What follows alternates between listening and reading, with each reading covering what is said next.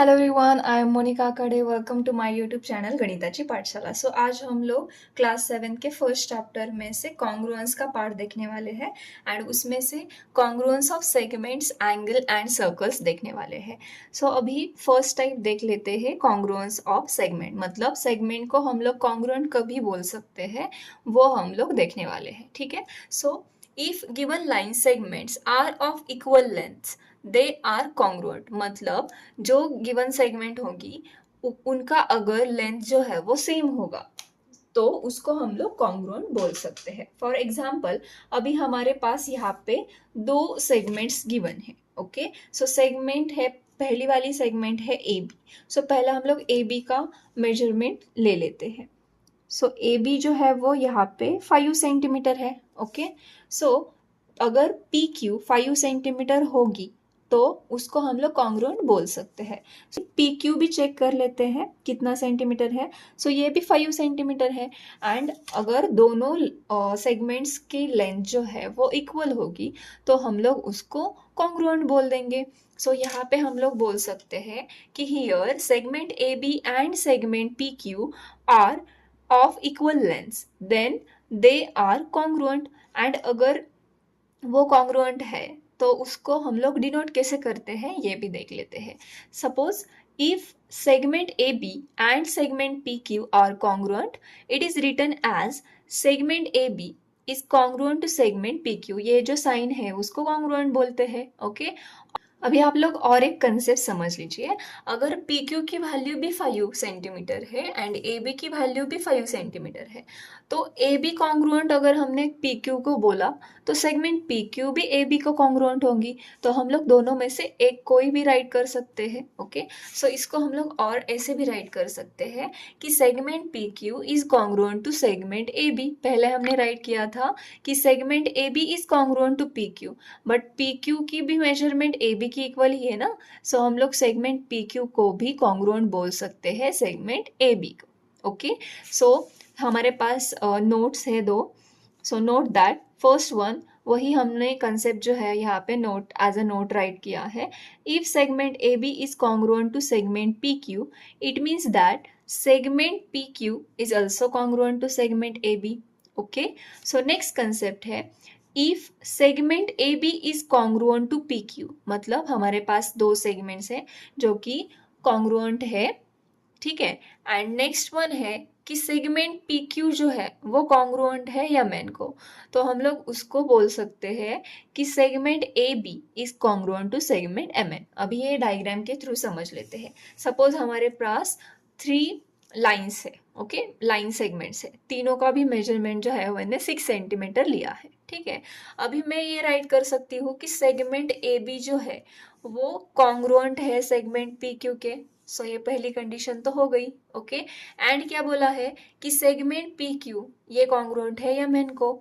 Segment P Q and M N की value तो same है तो वो भी कॉन्ग्रुएंट हो गए। ओके, इन्होंने क्या बोला है, अगर ये दो कंडीशन सेटिस्फाई हो रही है तो ऑटोमेटिक क्या हो जाएगा, ये वाला फर्स्ट वाली जो लाइन है एंड थर्ड वाली लाइन ये भी आपस में कॉन्ग्रुएंट हो जाएगी बिकॉज दोनों का मेजरमेंट तो सेम है। ओके, एंड जो दोनों में कॉमन वाली थी पी क्यू वो निगलेक्ट हो जाएगी एंड ऑटोमेटिक जो फर्स्ट वाला एंड जो थर्ड वाली जो सेगमेंट है वो आपस में कॉन्ग्रुएंट हो जाएगी। ये हो गई प्रॉपर्टी। अगर आपको एमसीक्यू में भी पूछा जाए कि ये कंडीशन दी जाए एंड देन आपको ये वाला आंसर जो है वो राइट करना आना चाहिए। ओके, ये इंपॉर्टेंट कंसेप्ट थे। नेक्स्ट कंसेप्ट देख लेते हैं। नेक्स्ट कंसेप्ट है कॉन्ग्रुएंस ऑफ एंगल्स। मतलब दो एंगल्स कॉन्ग्रुएंट है या नहीं तो हम लोग कैसे आइडेंटिफाई करेंगे।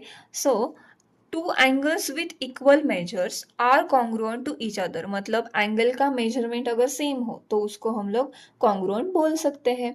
अभी हमारे पास यहाँ पे एग्जाम्पल्स है। यहाँ पे मेरे पास टोटल 4 एंगल्स है। ये वाला जो एंगल है ए बी सी सपोज, उसका मेजरमेंट जो है वो 60 डिग्री है। ठीक है, देन हमारे पास नेक्स्ट एंगल है जो कि है पी क्यू आर जो है वो 90 डिग्री है। ओके, देन यहाँ पे नेक्स्ट एक एंगल है जो कि है एस टी यू एंड ये भी 90 डिग्री है। ओके, एंड लास्ट वाला एक एंगल है जो कि है एंगल एक्स वाई जेड, ये है 60 डिग्री। अगर हमें ये आइडेंटिफाई करना है कि कौन सा एंगल किस एंगल को कॉन्ग्रुएंट है, तो हम सिर्फ डेफिनेशन अप्लाई करेंगे। डेफिनेशन क्या कहती है कि अगर दो एंगल का मेजरमेंट इक्वल हो, ठीक है, तो उसको कॉन्ग्रुएंट बोल सकते हैं। सो अभी आप लोग ऑब्जर्व करेंगे, एंगल ए बी सी भी 60 डिग्री है एंड एक्स वाई जेड भी 60 डिग्री है, तो ये दोनों क्या हो जाएंगे, कॉन्ग्रुएंट हो जाएंगे। सो हम लोग यहाँ पे राइट कर सकते हैं, here angle ABC and angle XYZ are congruent to each other, which is denoted by, सिर्फ और सिर्फ आपको क्या करना है, यहाँ पे congruent का साइन दे देना है। So angle ABC which is congruent to angle XYZ। Okay, so ये पहली पेयर तो हमें मिल चुकी है। अभी सेकेंड पेयर देख लेते हैं। सो एंगल PQR 90 डिग्री है एंड जो रिमेनिंग वाला एंगल है STU ये भी 90 डिग्री है, तो दोनों भी आपस में कॉन्ग्रुएंट हो जाएंगे। तो यहाँ पे हम लोग राइट कर सकते हैं कि angle PQR and angle STU are congruent to each other and which is denoted by angle PQR which is congruent to angle STU। and यहाँ पे हम लोग और एक राइट भी कर सकते हैं ना, कि और ये एंगल जो है, ये वाला एंगल इसको कॉन्ग्रुएंट बोल सकते हैं, और angle XYZ which is congruent to angle ABC। And similarly हम लोग यहाँ पे भी राइट कर सकते हैं, और angle STU which is congruent to angle PQR। सो ये हो गया कॉन्ग्रुएंस ऑफ एंगल्स। सिर्फ और सिर्फ हमें चेक करना है कि कौन से एंगल्स का मेजरमेंट सेम है, सो उस पेयर को हम लोग कॉन्ग्रुएंट बोल देंगे। सेगमेंट के लिए भी यही था, अगर सेगमेंट की लेंथ जो है वो सेम है तो वो दो सेगमेंट जो है वो कॉन्ग्रुएंट हो जाएगी। ओके, सो नेक्स्ट कंसेप्ट देख लेते हैं। Note that first one, if angle LMN which is congruent to angle XYZ, then XYZ which is congruent to angle LMN। अभी अभी हमने इन दो एंगल्स को भी वैसे ही राइट किया था, सो वही प्रॉपर्टी हमें यहाँ पे दी हुई है। एंड सेकेंड वन है, if angle LMN which is congruent to ABC, मतलब दो एंगल है एंड वो आपस में कॉन्ग्रुएंट है, and angle ABC which is congruent to angle XYZ, मतलब फर्स्ट एंगल जो है वो कॉन्ग्रुएंट है सेकेंड एंगल को, एंड सेकेंड एंगल जो है वो कॉन्ग्रुएंट है थर्ड एंगल को। तो ऑटोमेटिक क्या हो जाएगा, then angle LMN which is congruent to angle XYZ, मतलब फर्स्ट एंगल जो है वो कॉन्ग्रुएंट हो जाएगा लास्ट एंगल में। सो एग्जांपल के थ्रू देख लेते हैं। यहाँ पे हमारे पास 3 एंगल्स है, तीनों के भी मेजरमेंट जो है वो 60 डिग्री है। अगर पहला एंगल जो है वो अगर सेकेंड एंगल को कॉन्ग्रुएंट होगा एंड सेकेंड एंगल थर्ड को होगा, तो ऑटोमेटिक हम लोग फर्स्ट एंगल को थर्ड एंगल को कॉन्ग्रुएंट बोल सकते हैं। तो वही प्रॉपर्टी है। ओके, आई होप कि आपको ये प्रॉपर्टी जो है वो समझ में आई होगी। सो हम लोग उसका नेक्स्ट कंसेप्ट देख लेते हैं। So now next point is congruence of circle. अभी कॉन्ग्रुएंस ऑफ सर्कल का कंसेप्ट भी ऐसा ही है, बहुत इजी है।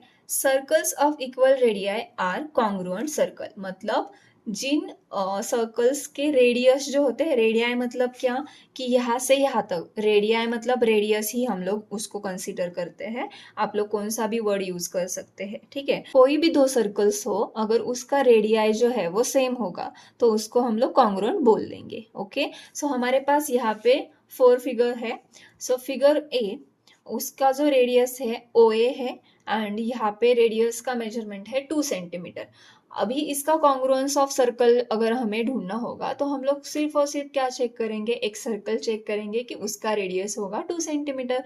सो यहाँ पे हमने अगर फिगर डी देखी तो इसका जो रेडियस है वो TU है एंड उसका मेजरमेंट 2 सेंटीमीटर है। So figure A and figure D के सर्कल्स आपस में कॉन्ग्रुएंट है। सो हम लोग यहाँ पे राइट कर सकते हैं कि here circle with radii 2 centimetre, that is figure A and figure D are congruent to each other. And जो रिमेनिंग 2 है उन दोनों का भी जो रेडियाई है वो 1.5 सेंटीमीटर है। ओके, सो वो भी दोनों आपस में कॉन्ग्रुएंट हो जाएंगे। So circle with radii 1.5 that is figure A and figure C are congruent to each other, मतलब वो दोनों सर्कल्स जो है वो आपस में कॉन्ग्रुएंट हो गए। सो ये था कॉन्ग्रुएंस का कंसेप्ट। हमने 3 टाइप के कॉन्ग्रुएंस देखे हैं। तीनों में एक ही कंसेप्ट अप्लाई होता है कि अगर उसका मेजरमेंट सेम हो तो उसको हम लोग कॉन्ग्रुएंट बोलते हैं। ठीक है, सेगमेंट में आपको लेंथ चेक करना है, एंगल में आपको एंगल चेक करना है एंड सर्कल में आपको रेडियस चेक करना है। ओनली एक कंसेप्ट आपको समझ में आना चाहिए। ओके, आई होप कि आपको ये जो लेक्चर है वो समझ में आया होगा। इसके रिगार्डिंग आपको जो भी डाउट हो तो आप कमेंट कर सकते हैं। वाला जो वीडियो है वो आपको आगे के प्रैक्टिस सेट में यूजफुल रहेगा। अगर आपको यह वीडियो अच्छा लगा है, यूजफुल लगा है, तो like share and subscribe my YouTube channel. Thank you for watching.